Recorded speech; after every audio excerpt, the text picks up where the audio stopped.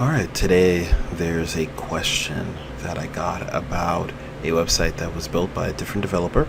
So you shouldn't be too intimidated, especially if you didn't build it, but you are in it because WordPress does have one of the better abilities to learn it and not have to know too much in technical detail or coding in order to manage your website or a website that you're helping somebody with.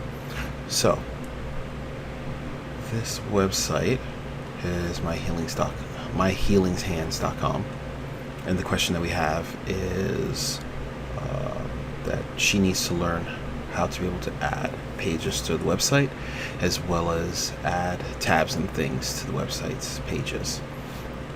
Alright, so when someone says tabs, there's a bunch of different words you can come up with for that particular word, but essentially what that is what you would see at the top or wherever you would find your menu items is what they might be referred to by most developers, but these can be called pages or sub pages, menu items, tabs, whatever you want to call them, that's fine. So that's those there. But let's start where this will end off. And generally what I like to do is, if I haven't mentioned in my previous videos, but I do like to open the main website in an incognito, because it will, you will have cookies. And so sometimes if you're just working in your regular browser, whether it be Chrome or Brave or Firefox or Vivaldi or Opera, there's a bunch of different browsers out there, you'll have cookies and it'll remember what you've done. And so any change that you made to the website, sometimes you won't see those changes or see them immediately, and you may have to clear your cache and cookies. This will kind of sort of help you prevent that if you're trying to develop or work on your website as quickly as possible, and make some changes and see it as quickly as possible or in real time. So I usually like to leave it open, and first thing you need to do is you need to add a page. So once again, I use middle click a lot. If you don't know what middle click is, you'll generally have a scroll in between your left mouse button and your right mouse button. That scroll wheel, you can click it in, that's your middle click. I have mine set to open new tabs within the browser, so I can leave these two open. So the next thing you want to do is, once you're in here, is you're going to want to add a new page. And for this, we're just going to take a quick look at what's here. Okay, well, we're going to wait for that. And let's just take a quick look at how many pages we have here. Another thing that I like to do is increase the maximum number of pages I can see at once, because I hate having to click around a lot. So that's how you do it. You have some screen options up here. It's pretty cool. If you have limited space, you can break this down, or if you want to see certain things, you can add them or whatever you wanted to do. So I usually increase that, and that'll allow you to see more pages. So take note of the page names that you have here, because the interesting thing is you can have multiple pages in here that have the same name. What does affect it is what I'm about to show you. So you have the editor here, and a lot of people aren't used to this style, or maybe they're just getting started with WordPress and this is kind of your first time. You are used to this style. You can remove the editor, or not remove it, but you can change the editor, so this layout will look different. But yeah, you can change this if this doesn't show you the information that you can't want to in a way that is easy for you to understand. Okay, and so one of the first things you want to do is really simple in here is the page or tab or menu item's name. So we're going to call this one test. And you'll notice up here it kind of makes a quick change that if you were paying attention, that's what it did. Permalink test. See that you'll notice this is your URL, then there's a /, and then there's a page name. So The thing about this that's really interesting is that you can name another page test, and this will change. So both of them will be called test in here, but the actual URL is different here. So let me go ahead and show you. You can save it as a draft, you can publish, you can preview it. What you can also do is you can change the publishing time. So if you had content that you kind of pre-made, you don't want to release it till a specified time. Let's say you wrote a book, or you're releasing a product, or you went someplace and you did a review, but you have NDA or something that where you can't release it to a specified date. You can change it so that the system, WordPress, will publish it for you at that specified time. So that's pretty neat. But we're going to go ahead and publish this immediately. We're going to click publish. We're going to give that a second, and boom, you can view the page.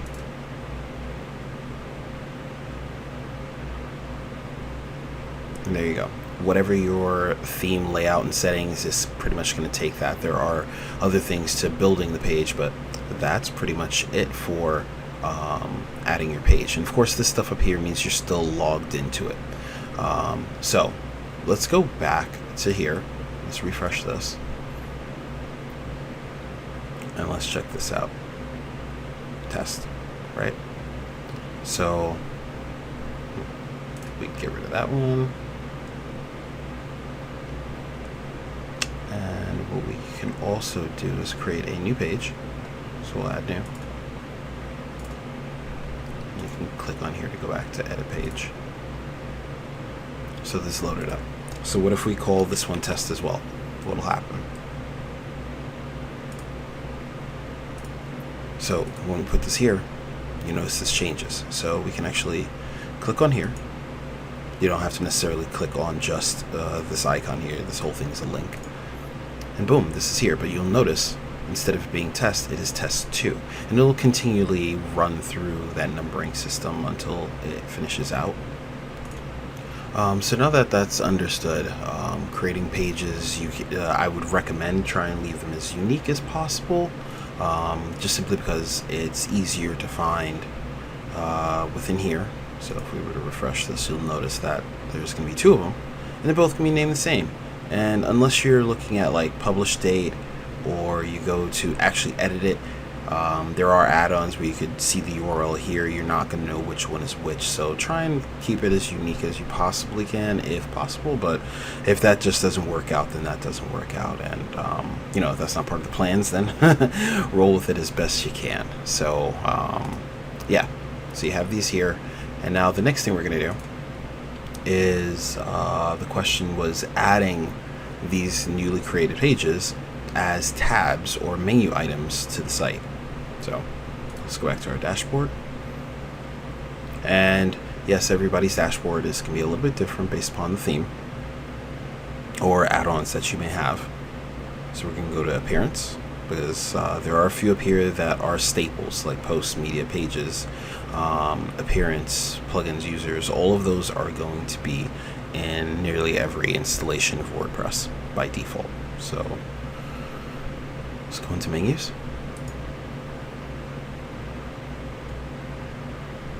And this is your menus. There's a lot to take in here, but for the sake of this particular question, so we don't get confused or anything, let's just stick with trying to answer the question. So menu items. In here, you're going to find all of the pages that were created, and they're going to be listed here. Because not every page you have here will be what's in the menu or what you want in the menu. And there's a myriad of reasons for that, but we're not going to get into that right now. But you notice there's 2 of them here. See, once again, there's a reason why you want them to be as unique as possible, because once again, you can't differentiate with the 2, and you're going to be kind of confused if you have to add them. So let's go ahead and add one of them to the menu. It's really simple. Put a check mark, menu, give it a moment, and there you go. Same goes for any of the other items that may show up here. And once again, this may change due to what you have within your theme or your plugins for your WordPress installation. but it's pretty much the same thing. You can select whatever's created in here, and that will become its own item within your menu. So one thing to keep note of is that you can do something called nesting or child pages. So if we wanted to grab the second one, and let's say we wanted that to be a nested or a child item, all you're going to simply do is really easy. Notice how the icon goes from mouse icon to a 4-way arrow to a finger icon. You're going to leave it as a finger icon. You're going to click with your left mouse button, and you're going to drag. And you notice here you're going to see that outline of dots beneath where it was. That lets you know where it's at. So if it's here, where it's at the very end, that's known as a parent item. If you move it inward and those dots follow it, this item becomes a sub item or a child or nested item. And you can continue to do that if you wanted to make these two nested beneath them. This would be the parent, this would be the child, this would be the sub-child or second child or sub-menu item or sub-item. Whatever you want to call it, you get the drift. And you just move it like that. It's really, really, really simple. And yes, it doesn't have to be the finger item, but generally I make it easier for some people because some people can't easily see the arrows, so leave it over here. But if you have it as the 4-way arrows, it's fine. Okay. Now, let's take this out of here. Let's say you didn't want to add it. You just open it up and remove. It's that simple. Options you have in here is you can change the navigation label, and what that allows you to do is, if let's say the page name is called test in pages, but you want it to be a different name out on the website, that's where you can make this change.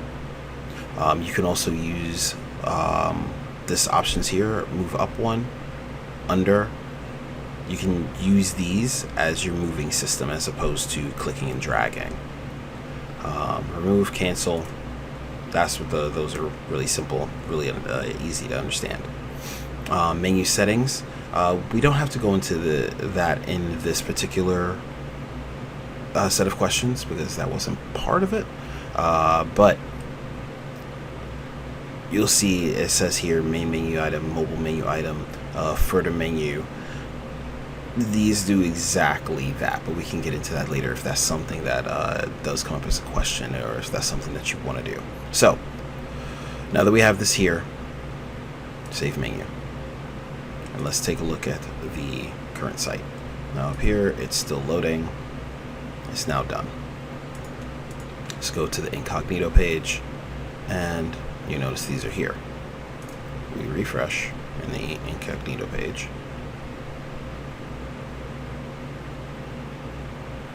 Bueno, there we go. Now, something you also want to be mindful of as you're building out your site is that you will have a certain amount of space wherever your menu is. Some menus are a hamburger menu. They're basically the ones, and I hate that term, but it's 3 dots or 3 dashes or 3 lines for a menu item. When you click on it, it opens up. Some of them have a dot here. You open it up and it slides out, which is really nice. But even with all of those nifty ones, or whether the menu's going down or is like here or whatever the case may be, you have a certain amount of space for where each one of these are at. So if you had just a couple of letters, then that would be fine. It would take up less space, but it still takes up space. The more menu items you have, the more it's going to come across here, and there's kind of like an invisible frame, invisible box around this. The more you move this over, it's going to start impeding or taking up space on other items on the page, especially if you have a menu, a logo rather. And some logos, some people on their websites, the logo is rather large, and that will affect its size or move it around, or whatever the case may be. So please, please, please, please keep that in mind when you're creating your menu items. You also want to bear in mind the names. Some of the names are long. You want to be careful with that. You want to try and keep with the acronym of KISS. Keep it simple, stupid. Keep it really, really, really simple. If it's a homepage, it's a homepage. is services, then leave it as services. If you have to, or it seems like a really good idea, I would also advise, yes, go ahead and use nesting, so that if you have services, go ahead and break those down into whether they be so with that said, just once again, bear in mind size, nesting, so on and so forth. So let's go ahead and go back real quick, look at here, and let's just add the second one for fun, and we'll see what the nesting looks like. Now, another thing to also keep in mind is that the menu can be affected by the theme that is chosen or used, or a plugin that is installed. So depending on the developer, you may get a look or a layout that might not be desirable, or might be desirable, just depends. Alright, so now that that's in, let's go ahead and refresh. And in most cases, when you have a submenu, you'll have some kind of icon that'll let you know, hey, you got a submenu item. Now this is what I'm talking about, where you might have a look that might not be desirable, depends on you, depends on if that's what you were going for, but that submenu icon will generally let you know there's like a drop down menu or something like that, and that's here. And if we click on this, this will take us to the test 2 page, or this was the test 1, depending on the URL. So yeah, this is test 1, this is test 2. So that is how you add pages and menu items. And if we wanted to just remove them, they're as simple as saw before. Just click remove. And remove. Save menu. And there we go. Alright, thanks for the question. And once again, if you have any other questions, feel free to drop a note in the comments or reach out to me directly. Thanks, and have a good one.